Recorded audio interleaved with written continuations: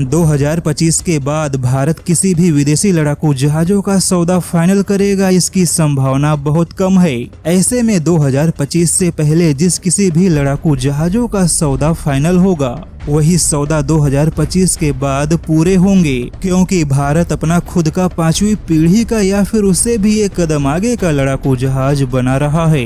ऐसे में भारत किसी भी विदेशी 5वीं पीढ़ी के लड़ाकू जहाजों का सौदा फाइनल करे, इसका ना तो कोई मौका दिखाई दे रहा है और ना ही इस पर कोई चर्चा होती है, क्योंकि अभी और 2025 के बाद भी भारत केवल अपने स्वदेशी लड़ाकू जहाजों के विकास परियोजनाओं को आगे बढ़ाने पर ही ध्यान देगा।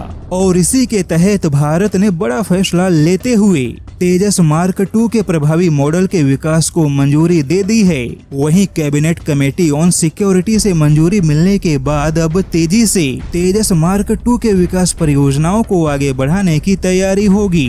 लेकिन यहाँ पर सबसे बड़ी बात यह है कि डीआरडीओ ने यह जानकारी दी है कि तेजस मार्क 2 एवियोनिक्स और अपने तकनीकी क्षमताओं के मामले में राफेल की कैटेगरी का होगा, किंतु वजन के मामले में काफी हल्का होगा। वहीं तेजस मार्क 2 के प्रोटोटाइप को मंजूरी मिलने के बाद अब तेजस मार्क 2 के तकनीकी क्षमताओं के परीक्षण का काम भी चालू होगा। डीआरडीओ का कहना है कि भारत कई सारे तकनीकी क्षमताओं का विकास कर चुका है, जो कई मामलों में स्वीडन के ग्रिपेन की तकनीकी क्षमताओं से न केवल आगे है बल्कि कई मामलों में भारत के सबसे अत्याधुनिक राफेल के टक्कर का भी होगा। हालांकि दमखम के मामले में राफेल का कोई मुकाबला नहीं, ऐसे में तेजस मार्क 2 किसी भी हाल में राफेल से आगे नहीं जा सकता। लेकिन जेगुआर, मिराज और मिग 29 जैसे लड़ाकू जहाजों की न केवल जगह लेगा बल्कि उनसे काफी आगे भी होगा।